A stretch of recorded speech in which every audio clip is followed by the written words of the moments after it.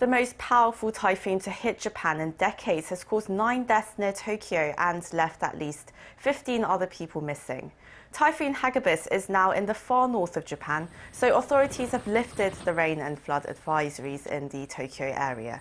The storm is expected to head out over the ocean this evening.